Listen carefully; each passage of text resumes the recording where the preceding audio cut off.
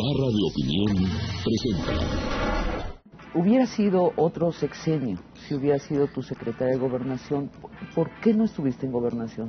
Fíjate que es algo que tal vez no lo había contado porque no lo habían preguntado. Tuve una conversación con el presidente que creo que puedo hacerla hoy pública, pero creo que mientras no le aprobemos a este país una ley de lavado de dinero, ¿cuál es el incentivo más importante para el crimen organizado? El dinero. Bueno, primero tenemos que reconocer que el petróleo ya se acabó y que tenemos que hacer una hacienda pública diferente, porque queda claro que el crimen organizado ya era casi un Estado sobre otro Estado. Para mí la presidencia de la República no es una obsesión.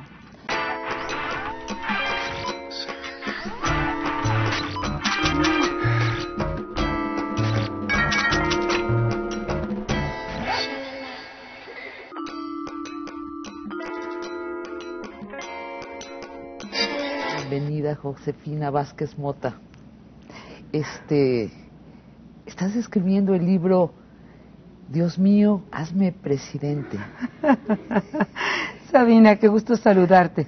No, la verdad es que estoy escribiendo un nuevo libro, que es un libro que me encantará después venir a compartirlo.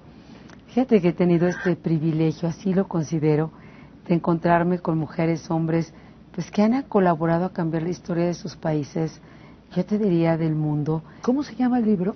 Aún no tiene, no sé si a ti te pase cuando escribes tu libro. En mi caso, y yo prefiero al final, una vez que, sí, claro, que lo final, veo armado, que lo lees, que lo relees, y es cuando le vas encontrando el sentido del nombre. Y encuentras una frase que lo resume. Que aparte para ti, eso es lo que significa ese libro que estás escribiendo. ¿Por qué hiciste estas entrevistas? Fíjate que ya tenía yo esta inquietud, era parte de un sueño. De pronto siento, Sabina, que en México estamos muy ensimismados. Es decir, hablamos de lo mismo, criticamos lo mismo, cuestionamos lo mismo, descalificamos lo mismo. Y tengo la impresión como que lejos de abrirnos a un debate más amplio, a ideas diferentes, estar dispuestos a escuchar, es como si nos hubiésemos atrincherado y tú puedes irte del país 8 días o 15 días y regresas. Así es. Y siguen las mismas telenovelas. Es como una mala telenovela que vuelves a ver el capítulo y le entiendes exactamente como si no lo hubieras dejado. Entonces, la verdad el propósito más importante es, yo intento contribuir con un debate más amplio. Y me imagino que estás también armando tu discurso a la candidatura del PAN a la presidencia de la República. Me imagino que estás trabajando en ello. Estoy trabajando en ello. Para mí estos diálogos me han enseñado mucho. Por ejemplo, hablar con Ricardo Lagos cuando te dice que en gran medida el arte de gobernar está en el arte de comunicar. Eres la candidata del PAN número 2 en las preferencias de los panistas. ¿Cómo piensas remontar? Y en algunas encuestas ya vamos encabezando en esas preferencias. Entonces, de cara a esos hechos, a esos números. Por otra parte, Ernesto Cordero, que está muy rezagado, recibe el apoyo de todos y cada uno de los gobernadores panistas del país. Explícame eso. Mira, primero decirte que para mí ha sido todos los días un desafío, que he decidido vivir con varias apuestas de vida. Vivir cada uno de estos días con alegría, de verdad lo digo, porque he vivido etapas duras en la política donde he llegado a la conclusión que tienes que tomar la decisión de con qué actitud lo vas a enfrentar. También reconozco que en México hay una urgencia de construir una mejor esperanza, de tener un mejor aliento, un ánimo social. Así que estoy viviendo cada día, eso sí te lo puedo decir, con una hiperintensidad. Bien, debes de ser zen para afrontar esta circunstancia dentro de tu partido, que desde fuera es muy curiosa. Desde fuera es por qué el partido cuya consigna era la democracia interna tiene esta situación. Un secretario de Estado tiene una cargada, no hay otra manera de decirlo, de los gobernadores panistas. ¿Por qué? Pues mira, en la primera parte decirte que he ido creciendo en las preferencias. Por supuesto, todavía tengo muchos retos por delante, pero incluso en algunas encuestas, ya en las preferencias solamente entre los panistas, que son quienes votarán pues de manera más significativa esta candidatura a la presidencia, pues hemos crecido bien, hemos tenido mucha solidaridad, pero bueno, lo tomo como un aliento y sin embargo es mucho lo que nos falta por seguir construyendo. Entonces lo que me estás diciendo entre líneas es que no importa, es decir, que no importa, que tú sigues tu camino Bueno, derecho. te quiero decir no solamente entre líneas, te lo digo con absoluta convicción. Sí. Yo voy a llegar hasta el final y yo quiero ser la candidata capaz, como decían los fundadores del PAN y después Maquillo, de mover las almas de cada mujer, de cada hombre, de cada joven del PAN, de por encima de las preferencias privilegiar la unidad y la cohesión.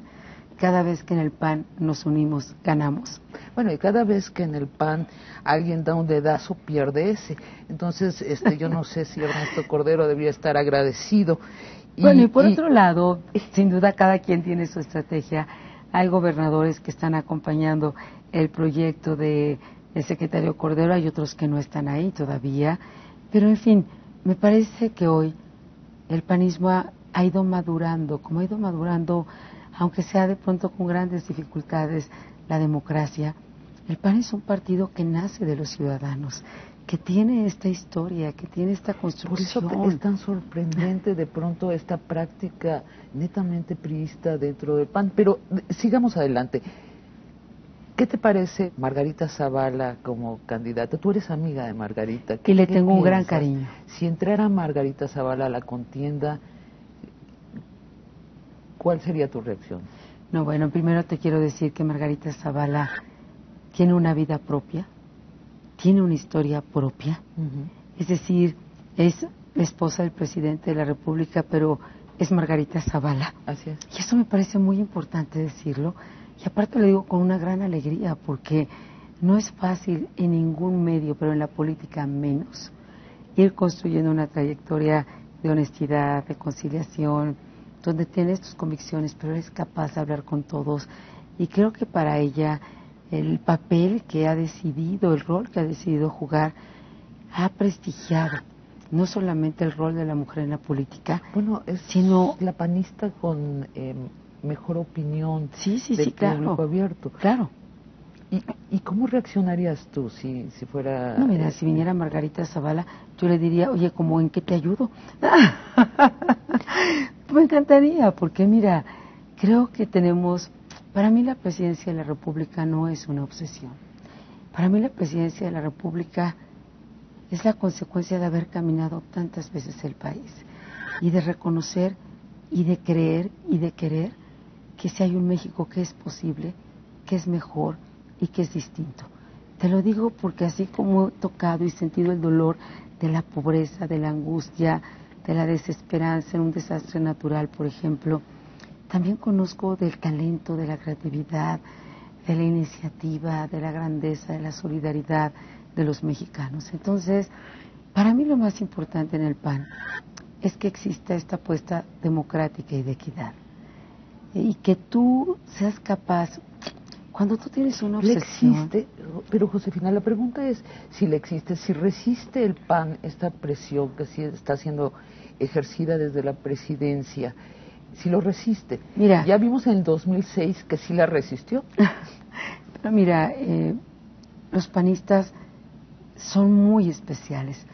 El panista es muy especial por la propia naturaleza del partido.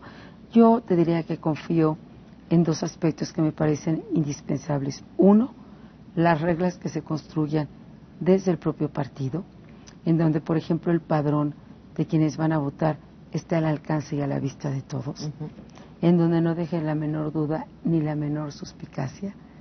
Y yo creo que el PAN hemos aprendido, sobre todo de nuestras pérdidas, hemos aprendido que cuando nos dividimos elegimos perder. Hemos aprendido que cuando se trata de imponer sobre el ejercicio libre de las mujeres y los hombres del PAN, perdemos. Y hemos aprendido que perdemos, no es que pierda el PAN, es que perdemos la construcción de un proyecto, lo digo de verdad, más transparente, más libre, más ciudadano. Y también hemos aprendido en el PAN que cuando perdemos, recuperarnos cuesta mucho trabajo.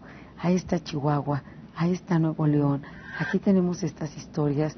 Así de que cuando yo ahorita he conversado, te puedo decir con cientos, ya te puedo decir con miles de panistas en el país, Yo estoy absolutamente convencida que los dueños del PAN son ellos. Son los panistas y los ciudadanos que han creído en esta opción como la mejor opción. Que votarán secretamente, además. Que votarán secretamente, sí. Y que en las urnas se han demostrado muchas veces que toman sus decisiones en ejercicio de la libertad. Hay algunas preguntas que quedan biográficas tuyas, de tu biografía pública, que quedan en el tintero. En el 2006 renunciaste como secretaria de Sedesol para dirigir la campaña presidencial. Sin embargo, finalmente quedó Juan Camilo Muriño al frente de la campaña. ¿Qué pasó allí? Claro. Estoy buscando la desaveniencia de fondo, ¿no? No el chisme, pues. Por supuesto. ¿Cuál era la diferencia con Mira, el presidente Calderón? Yo me integré, efectivamente, como has dicho, en enero del 2006 a la campaña. Me invita el presidente y debo decirte que yo pensé que iba a ser menos complejo mi llegada al equipo. Uh-huh. Yo ahora comprendo a la distancia varias cosas. Una, que a mí me faltó de pronto tener más información sobre lo que estaba pasando en el equipo. Más información de cómo se había construido el equipo, de cómo habían sido sus batallas, de cómo habían llegado hasta ahí. Siempre fue público mi apoyo al presidente Calderón desde el gabinete. Pero, ellos eran un grupo con una historia tenían previa. Su historia, a eso voy. Es decir, parte de las lecciones es que cuando tú vas a un sitio o vas con algún equipo tienes que aprender más de él antes de llegar y no tienes que empezar a aprender cuando llegaste.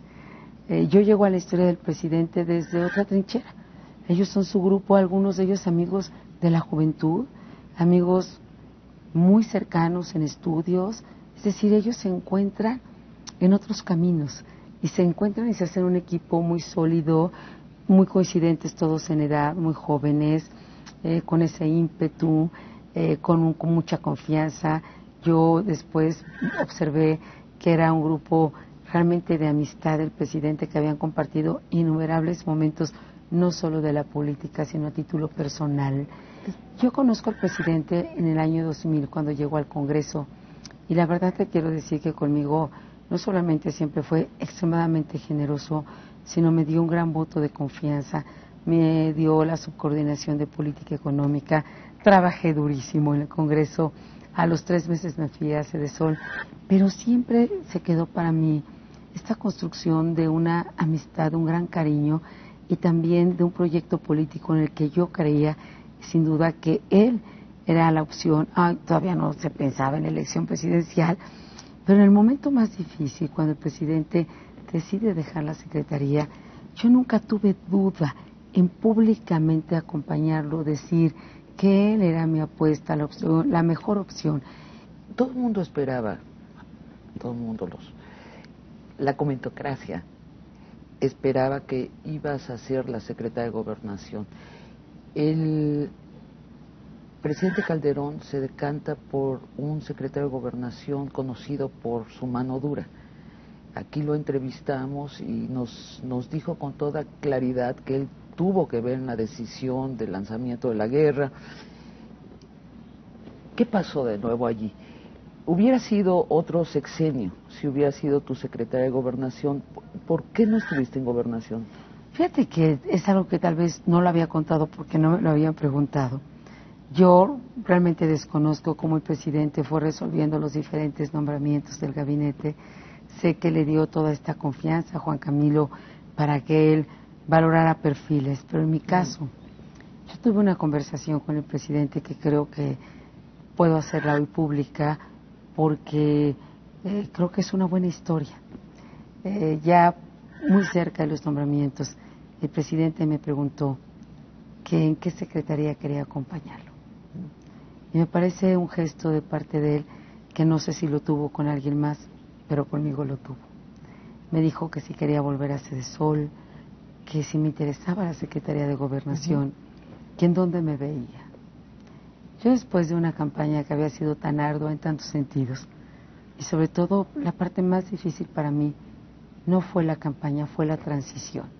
Es decir, es cuando ya se había ganado la elección presidencial y cuando yo prefería saber que los adversarios estaban en otros equipos y en otros partidos, pero yo viví algunos momentos muy difíciles en estos días de la transición, desde adentro del propio equipo. Y veía al presidente pues en un momento de muchas definiciones, en un proceso que fue muy arduo y adverso para llegar a esta toma de protesta, muy difícil. Y entonces yo le dije, presidente, te agradezco enormemente la generosidad de tomar mi opinión, pero yo quisiera estar, y quiero estar, en donde tú ese día, 1 de diciembre, voltees, y cuando voltees a mirarme y sepas dónde estoy, lejos de darte alguna angustia o decir, no, yo no quería que ella estuviera ahí, te dé fortaleza y sea una parte de tu equipo que colabore a la tranquilidad y a la certeza. ¿Y qué te contestó? Y me dijo que estaba muy bien, que lo apreciaba, que si quería yo en todo caso estar en Sedesol. Y yo fui la que respondí, le dije, presidente, Sedesol ha sido hasta hoy la mejor experiencia de mi vida, porque aparte yo amé esa secretaría y decidí caminarla, decidí vivirla totalmente fuera de las oficinas. ¿Tú elegiste educación? Yo elegí educación. Ahora, otra de las preguntas, Josefina, bueno, has hablado de tu desencuentro con... Me río porque, bueno, yo creo que no fue desencuentro, fue encontronazo con el Baester Gordillo. Aquí mismo el Baester Gordillo habló de lo que consideraba que era un no proyecto, que parecía un proyecto de educación. ¿Qué puedes decirnos? ¿Qué significa que finalmente el presidente Calderón haya decidido que te vas de la Secretaría de Educación y se queda el Baester Gordillo ejerciendo una enorme influencia en esa secretaría? Mira, te lo quisiera responder de dos maneras, siendo lo más apegado, sin duda, a la verdad. Primero, para mí fue el proceso de negociación más arduo, pero debo reconocer que hubo la voluntad, en este caso, de ella y de parte del sindicato, para construir la alianza por la calidad de la educación. No me digas. Es decir, este primer concurso que se hizo de profesores, esta evaluación que logramos firmar, esta alianza que permitía una participación más amplia de los padres de familia, fue una negociación ardua de momentos duros, fuertes, pero también de momentos de construcción. Y esta alianza, yo a la distancia también observo, hubiese merecido un mayor vigor, es decir, un mayor impulso desde el propio gobierno. Es una alianza donde se logra, Sabina, por vez primera en la historia, hacer un concurso de oposición a nivel nacional. Yo recuerdo el día que juntas fuimos ante notario público a entregar los exámenes cerrados, sellados, que nunca conocimos como debería de haber sido. Se cerraron los talleres gráficos de la Nación 3 días, custodiados por la PFP para que nadie pudiera robarse los exámenes. Fíjate, hay que contar esta parte también. Y Federico Reyes Heroles, con Transparencia Mexicana, certificó todo este proceso. Había una buena alianza con el Había esa alianza buena para construir una vida institucional más fuerte para la SEP y por la calidad de la educación. Entonces, ¿qué pasó? Bueno, creo que al final tampoco fue sencillo, porque mi gran batalla era cómo devolverle vida institucional a la Secretaría, que el sindicato haga lo propio del sindicato, pero que la Secretaría haga lo propio de la Secretaría. Y finalmente te puedo decir que lo que yo he querido recordar y aprender de mi paso por la SEP fue la construcción de esta alianza. Josefina, yo creo que eres conocida en el país por tu aspecto conciliador. Eres una maestra en la conciliación e incluso en momentos que te hemos visto desde afuera, en momentos intensos de encontronazos en tu vida pública, los narras de una manera amabilísima, realmente amabilísima, pero creo que también esto nos impide perfilarte claramente en cuanto a tus ideas políticas. Estás contendiendo por la presidencia de la República, claro, ni más ni menos. Pero mira, lo que te acabo de decir creo que es suficientemente fuerte. Sí. En mi paso por la Sedesol, yo me propuse que lo institucional estaba por encima de todo. Y me propuse que mi manera de ser leal con el presidente, entonces Fox, era cuidar la Secretaría en todos los sentidos. Y hubo quien interpretó eso como que yo no abría espacios para otras mujeres o para otros actores. Y sin embargo, no fue fácil, ¿eh? No fue fácil, porque lo más fácil es rendirte y decir, a ver, aquí está la institución, hagan con ella lo que decidan. Lo asemejas a la Secretaría de Educación Y lo Pública. asemejo a la Secretaría. Entonces, yo te puedo decir que mi apuesta institucional ha requerido más valor y más coraje y más decisión que una apuesta no institucional. Cuando tú haces apuestas personales, sí, entonces estás dispuesto a ceder muchas cosas con tal de que esa otra persona no se incomode ni se enoje. Yo he sido conciliadora, pero cuando he tenido que defender, he defendido y he defendido con todo. Cuando he tenido que ser dura, he sido absolutamente dura. Es decir, lo que quiero decirte es que mi papel de conciliadora no es ni un papel de debilidad, al contrario. Mi batalla en la SEP fue de orden institucional y es más difícil. De pronto, cuando tú te preguntas ¿qué vale la pena decir algo que sean 8 columnas y que no ayuden a la institución? Pues no vale la pena, Sabina.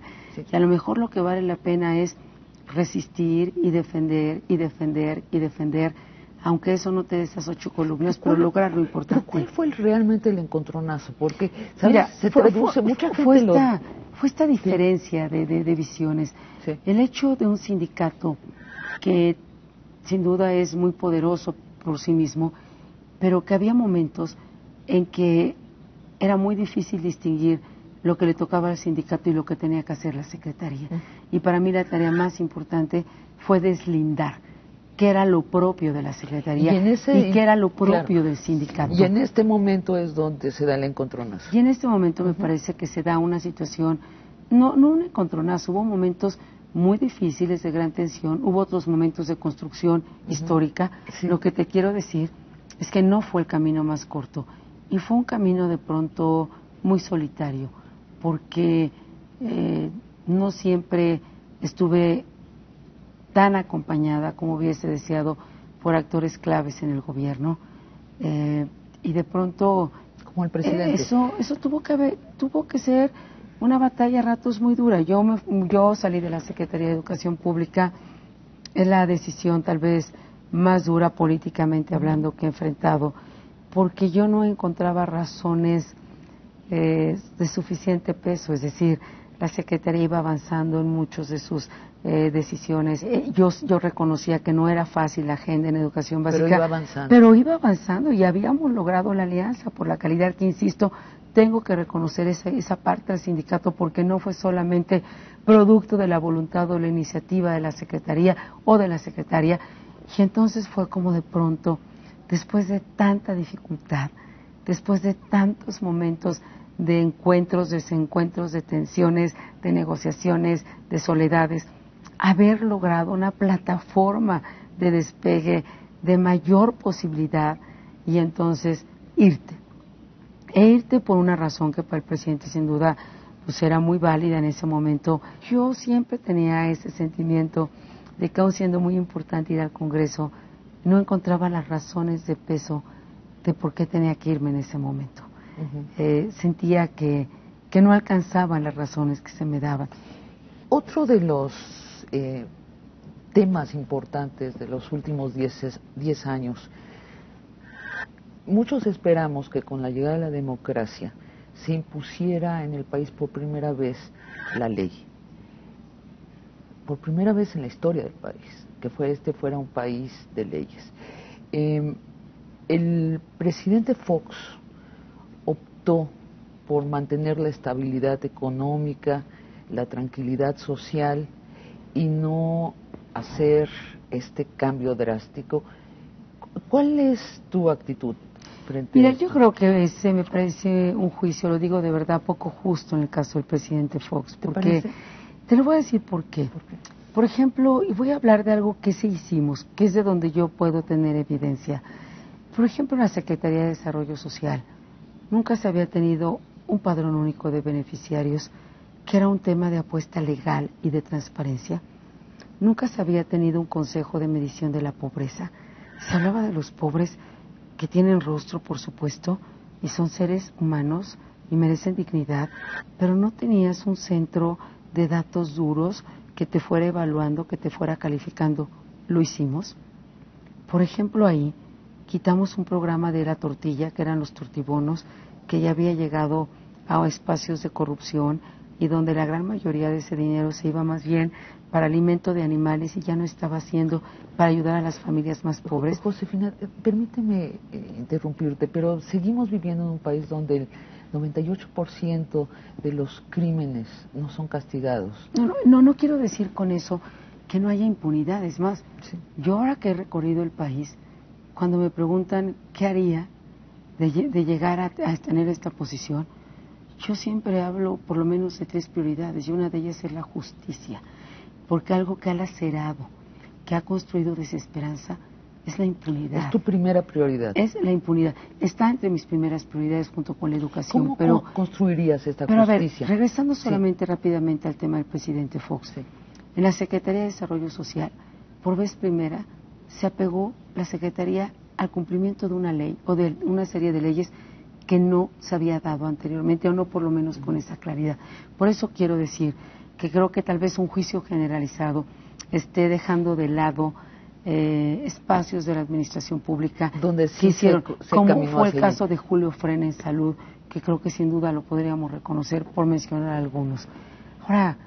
Ahora, este país es un país donde, insisto, el tema de la justicia es un tema pendiente en muchos sentidos, pero que no dependen solamente de la voluntad de un presidente, porque si no regresamos como esta figura del Mesías, del caudillo. Hoy ya no tenemos un Tlatuani en la presidencia de la República, tenemos 30 y tantos en todo el país.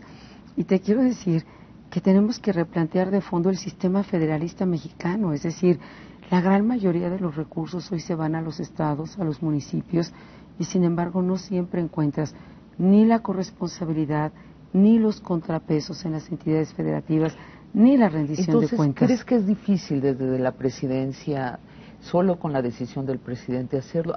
De la seguridad, que es el reclamo número uno me parece, de los Sabina, ciudadanos.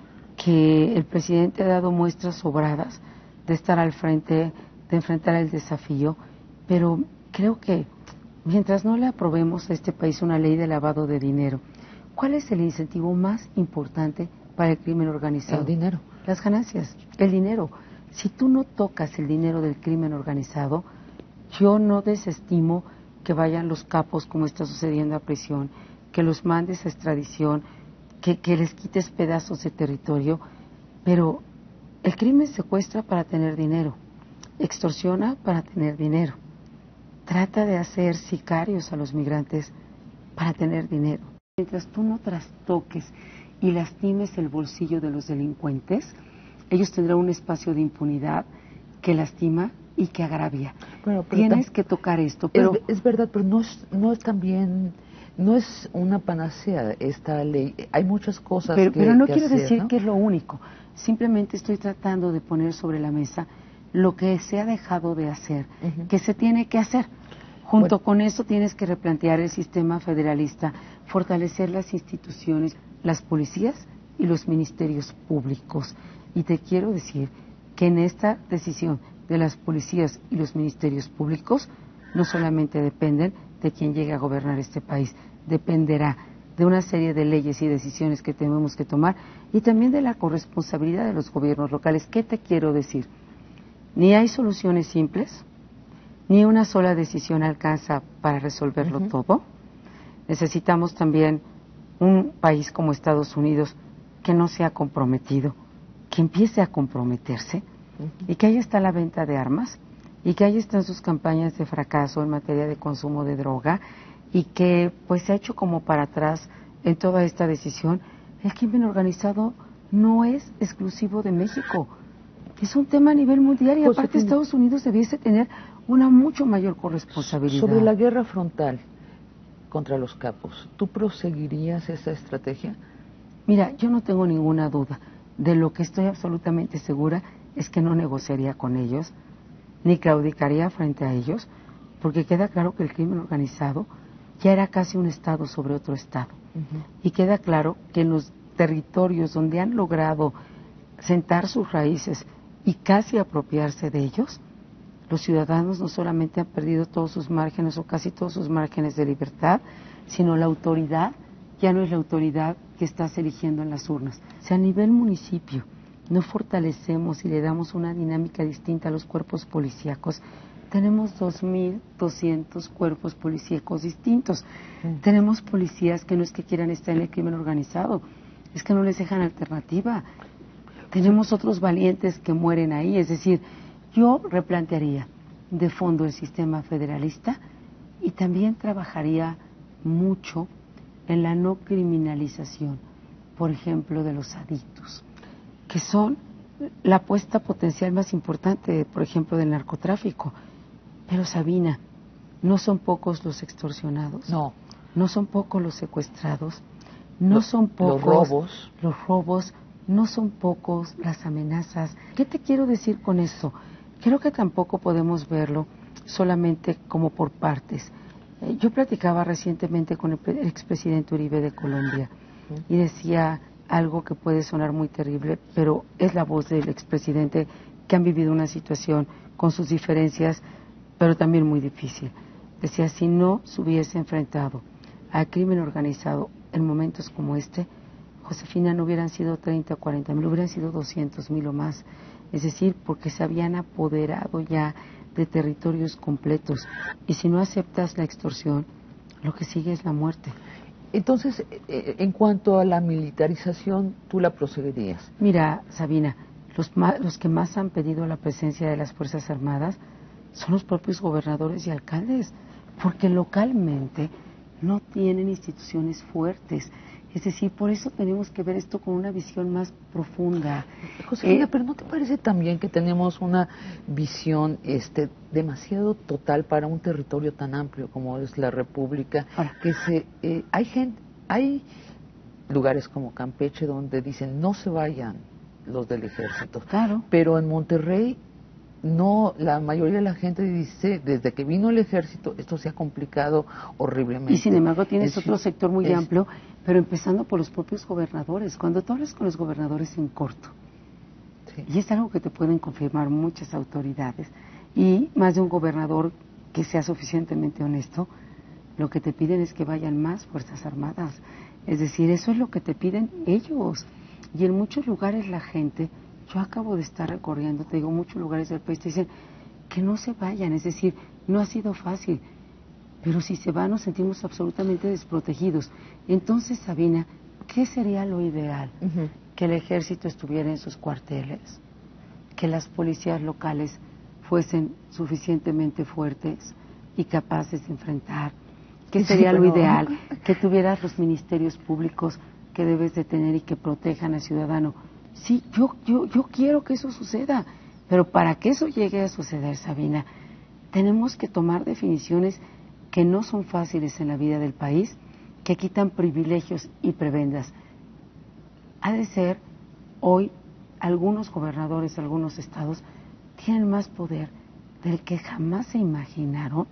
Yo tienes a un presidente de la República que tiene que estar convenciendo a todos los días, pero tienes gobiernos locales donde no se transparenta el gasto, donde no hay rendición de cuentas, donde te aprueban todas las cuentas públicas. ¿Legalizarías la droga? En las circunstancias actuales del país, no. Me parece que la legalización, hoy como estamos, con estos problemas de impartición de justicia, con esta vulnerabilidad institucional, sin replantearnos el federalismo y con un pésimo socio en la agenda de seguridad, como ha sido en muchos momentos de Estados Unidos, pues no lo haría, porque sería más bien una rendición. ¿Abrirías una amnistía a los criminales que quieran entregarse? Yo creo que tendríamos que discutir esto y abrir. En Colombia se hizo, pero pues en Colombia hubo una gran severidad para los jueces que se corrompían y para los políticos que recibían dinero del crimen organizado y para los empresarios que lavaban dinero. Pero Josefina, hubo un espacio para aquellos que quisieran volver y hacerlo diferente. ¿Qué modelo económico favorecerías? Mira, a México le urge crecer más, pero le urge crecer de mejor manera. Es decir, tenemos que quitar muchos candados, Sabina, porque aunque México crece, está creciendo para muy pocos. Es decir, es cierto que México ha avanzado en sus clases medias, en la estabilidad económica, en el crecimiento de la vivienda, pero esa es mi convicción. El gran reto de México sigue siendo la equidad. El gran reto de México sigue siendo cerrar las brechas de desigualdad. Y yo que sí camino México, pues te puedo decir que afortunadamente ha habido avances, pero que todavía tenemos comunidades que viven como se vivía hace un par de siglos en este país y que nos surge en México una agenda de mayor concordia, nos surge una agenda de mayor diálogo y mucho menor violencia verbal, injuria, calumnia, descalificación. Nos surge en México acercar a los distintos Méxicos si queremos una mejor gobernabilidad y una mejor paz social. Para lograr esa equidad económica, ¿qué harías? Mira, primero sí creo que es muy importante sacar adelante reformas que están pendientes en el país. Pero yo estaría dispuesta, Sabina, a hacer una apuesta de confianza que me parece indispensable y hacer una serie de acuerdos en la economía que le permitan a mucho más ser parte de una economía. Es decir, yo te aseguro que muchos que están vendiendo en las banquetas no están ahí porque les encante vivir en las banquetas y pagar la cuota a un líder que también los explota. Están ahí porque no han encontrado espacios en una economía que les reconozca mayor dignidad y formalidad. Yo haría todo mi esfuerzo por una economía que crezca más, que crezca mejor, y mejor es para muchos, no para muy pocos. Y eso significa darle a la economía un replanteamiento, Pero una como a visión nivel de mucho más impuestos. social. Mira, yo creo que primero tenemos que reconocer que el petróleo ya se acabó y que tenemos que hacer una hacienda pública diferente.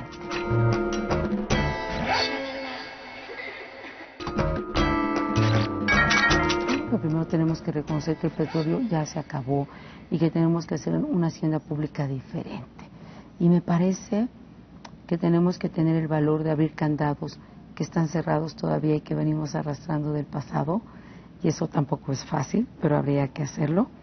Yo creo que tendríamos también que educar de mucho mejor manera para la incorporación a un mercado laboral mucho más competitivo. Yo creo que tendríamos que tomar muchas decisiones para darle a una economía un rostro mucho más social. Ya probamos que la mano libre del mercado no funciona solita, que puede ser terriblemente injusta. Ya probamos que cuando el Estado se mete a hacer coches, a fabricar jamón y queso, y cuando se pone a hacer todo esto, lo hace muy mal, Le sale cucho. lo hace muy caro y nos cuesta a los mexicanos. Yo creo que nos tenemos que replantear una nueva relación entre mercado y Estado, donde tengamos un Estado que proteja y que cuide lo que el mercado no es capaz de cuidar por sí mismo, un Estado en un sentido mucho más moderno. Yo no le tengo miedo a esto, y un mercado donde dejemos jugar a muchos otros actores que no los estamos dejando participar, y donde podamos reconocer y revalorar el espíritu emprendedor de este país, que todos los días se levanta en la madrugada, que todos los días trabaja incansablemente, que todos los días sale de sus casas para lograr una mejor condición de vida. Es decir, yo replantearía seriamente el papel del Estado en su relación con el mercado. Creo que tenemos que quitar mitos y tabúes, pero no debemos tener miedo a un Estado que siga protegiendo a quien por sí mismo no puede hacerlo, y a un mercado que encuentre incentivos, pero donde las manos invisibles del mercado no resuelven ni el dolor de la mayoría de la gente, ni tampoco pueden dejar de pronto abandonados a tantos mexicanos. Josefina, libertades sociales. Este sexenio sucedió que en el Distrito Federal aumentaron muchas libertades sociales significativas, y en el resto del país se fueron cerrando. De manera que el Distrito Federal es una isla de libertades, y en otras partes de la República parece que estamos en el franquismo. Entonces te lo pregunto rápido para que me des un sí o no. ¿Los gays tienen derecho a casarse y adoptar hijos? Mira, Sabina, yo en estos asuntos, en estas decisiones de vida, siempre he creído muchísimo en el principio de la libertad. Yo tengo mis convicciones. y mis convicciones las comparto con mi partido, por ejemplo, en relación a la vida, pero jamás estaré de acuerdo con la criminalización de las mujeres y creo que nos ha hecho falta una agenda de prevención mucho más amplia. Por ejemplo, estás diciendo, no eres pro decisión, pro choice, te gusta que no esté permitido el aborto. Mira, yo estoy del lado del respeto de la vida, pero te quiero decir algo. No soy juez de nadie, creo por encima de todo en el ejercicio de las libertades y no acepto por eso que a las mujeres que han tomado esta decisión ahora se les sancione y se les castigue cuando ya tomaron una decisión que de suyo debió haber sido muy difícil. En el caso, por ejemplo, y el Seguro Social está garantizando el servicio de salud más allá de las preferencias sexuales. Esa es la tarea de un gobierno y de un Estado, garantizarles el mismo acceso a la educación, garantizarles los servicios de salud, garantizarles sus derechos de propiedad. ¿Tienen los gays los derechos de tener matrimonios civiles? Mira, yo creo que aquí debemos pensar, en el caso, por ejemplo, cuando se habla de la adopción, debemos pensar en los niños también. Es decir, yo estoy de acuerdo en que todos pensemos en nuestros derechos como adultos, pero creo que vale la pena voltear y mirar a esos niños en toda su circunstancia, en todas sus posibilidades. Yo realmente, y así he construido mi vida, con un respeto absoluto a las libertades, y particularmente en el tema de los gays o en el tema de las preferencias sexuales, yo creo que son decisiones de orden estrictamente personal y de ejercicio de la libertad, y en todo caso la preocupación debe de ser, como lo hemos hecho en mi bancada, que estén con la protección de los servicios de seguridad social, que tengan la salud garantizada más allá Josefina, de su decisión. Discúlpame, no te estoy entendiendo. Entonces, ¿estás en pro de que exista el derecho de que los gays se casen? Entiendo que estás diciendo la adopción no, pero que los gays se casen estaría mira, en pro. Yo lo que creo, más allá de si deciden... No que se casen, sino que existe la opción. Pero más allá de si deciden casarse o no deciden casarse, creo que la visión, desde mi perspectiva, sobre todo desde el Estado mexicano, es salvaguardar los derechos que tienen, más allá de esta decisión que puede coincidir o no con lo que a mí me guste o no me guste. Si a mí lo que me parecería en todo caso grave es que por tener una preferencia sexual distinta no puedas tener derechos de propiedad o no puedas tener acceso a los sistemas de salud o a los sistemas de justicia. Creo que en este sentido, por eso el Estado y frente a la ley tenemos que ser iguales. Quiero creer que ya pasamos como sociedad de enjuiciar. Bueno, yo también quiero creer eso, aunque de pronto nunca deja de sorprenderme lo que escuchamos. Estoy diciendo, Josefina, que quiero creer. Sí, claro, yo también, y yo quiero ser parte de esa sociedad en la que se pueda vivir con estos márgenes de libertad y de respeto. Eutanasia.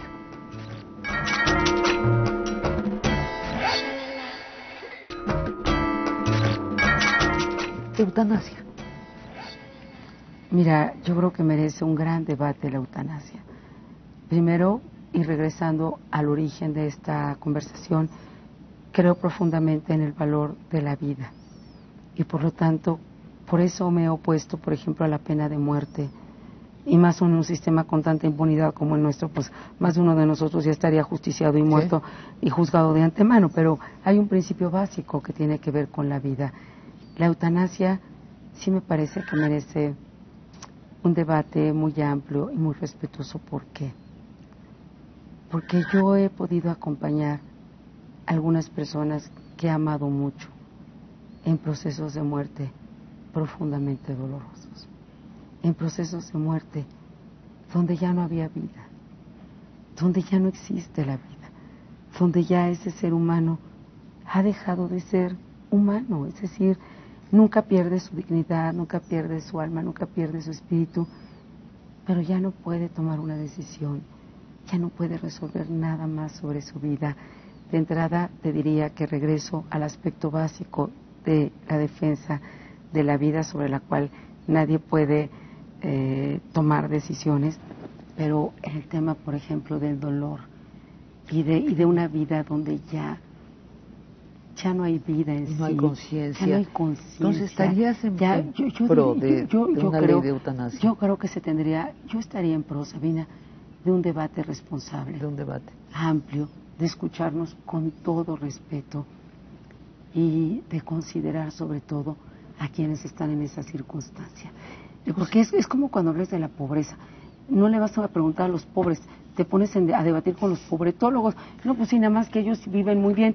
Y yo lo que digo aquí es que habría que tener esa consideración humana y yo estaría a favor de un debate amplio, responsable, donde se escuchen todas las voces. Josefina, no sé si coincides con mi percepción que el gradualismo es una de los problemas de nuestro país. Yo creo que en muchos sentidos sí. Entonces, yo creo que la verdad, si no tenemos aspiraciones más amplias, más audaces, si vamos de poquito en poquito, si vamos en esta mezquindad de toma y daca, y después de pago todo por evento, sí. y entonces yo te doy una cosa y tú me das otra, y tú me das otra, y entonces yo te doy otro pedacito, y terminamos haciendo rompecabezas imposibles de armar, y donde no satisfacen, ayudan a nadie. Y lo volvemos debates de 20 años. Yo por eso aquí... ¿Cuáles son tus prioridades? Mira... déjame acotar. Si fueras la candidata del PAN a la presidencia, si ganara la presidencia de México, ¿cuáles serían tus 3 prioridades? Yo te diría 3 o 4 y tengo absoluta convicción. La primera, sin duda, la educación. Una educación que sea el piso de equidad más importante y de igualdad en este país, con todo lo que eso significa. En segundo lugar, justamente una economía que crezca más y mejor, donde ya he explicado los nuevos roles del Estado, del mercado, y que requiere de muchas reformas y que requiere de muchas otras cosas, pero no hay nada más digno que le puedas ofrecer a un ciudadano que una forma digna de vivir, que un buen empleo, que una manera de reconocerse, de que disfrute lo que hace, que cuando llegue a su casa en la noche, aunque lleguemos muy cansados, digas, este día ha valido la pena, e hice algo que me hizo mucho más feliz y mucho mejor persona y que quería ser y que me siento más realizado. Haría una apuesta fundamental en materia de justicia, con todo lo que eso signifique de justicia. No por enumerarlas quiere decir que una es menos importante que la otra, todas serían estas prioridades. Y hay una cuarta que también quiero destacar y es el cuidado de lo que la naturaleza nos ha dado. Es decir, el medio ambiente. ¿Qué vamos a hacer con el agua? ¿Qué vamos a hacer? El agua va a llegar a ser un tema de seguridad nacional. ¿Qué vamos a hacer con los bosques? ¿Qué vamos a hacer con nuestras selvas? ¿Qué vamos a hacer con nuestra cultura? ¿Qué tiene que ver, de verdad, con el mundo que vivimos y que queremos o construir o destruir? Cada apartado tiene muchas políticas públicas, cada apartado tiene muchos debates, y yo te voy a decir que todo esto lo englobo en algo. Como mi causa ha sido siempre la libertad. Por encima de todo eso, o lo que envolvería todo esto, es ampliar los márgenes de libertad para todos los mexicanos. Josefina, ¿qué puedes tú aportar específicamente, exclusivamente a la presidencia? Yo puedo aportar que conozco a este país desde 2 agendas fundamentales, la agenda social y la agenda educativa. Puedo aportar que he sido una mujer que ha demostrado ser capaz de construir acuerdos desde la diferencia y creer en la coincidencia. Puedo aportar una visión incluyente en la vida del país. En mis equipos siempre ha habido distintas formas de pensar, distintas formas de ver el mundo y a México, y todos me han parecido valiosos e indispensables. Es decir, no soy una mujer de uniformidad en mi manera de pensar o en creer que solamente hay una visión correcta y todas las demás están equivocadas. Al contrario, soy de una apuesta de pluralidad y de inclusión que me parece indispensable para la gobernabilidad y la paz social de este país, porque este país es todo esto. Me decía Felipe González, no puede ser cierto que exista un mexicanólogo. Yo todavía no conozco ninguno, porque entender este país en su diversidad y en su riqueza y en su diferencia, no puede haber un mexicanólogo. Debe haber mexicanólogos de a pedazos de a México, pero no puede haber uno que logre explicar todo lo que pasa, que es parte de lo que me fascina y amo este país. ¿Qué puedo aportar? También el valor de tomar decisiones y de haber enfrentado momentos muy adversos y algunos de enorme soledad. Y puedo aportar también mi convicción al diálogo. Yo creo profundamente en el diálogo. Y creo que así como urge tomar decisiones y definiciones con firmeza y con valor, a México le urge una agenda de concordia, de entendimiento, de mayor esperanza y aliento para la gran mayoría. Josefina, muchas gracias. Gracias, Sabina. Mucha suerte.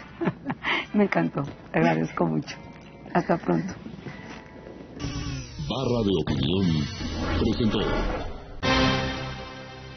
Desde 1996, solo 6 años posteriores a su creación, los mexicanos reflexionamos si el Instituto Federal Electoral es realmente un organismo que representa a la ciudadanía como árbitro en las elecciones federales.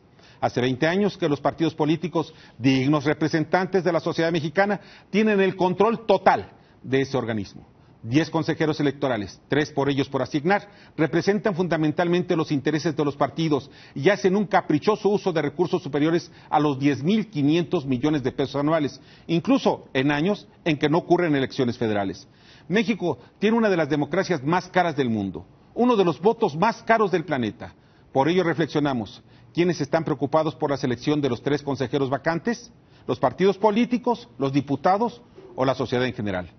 La elección de los consejeros vacantes es vital para la partidocracia. Se disputan el control político y enormes recursos para la burocracia partidista.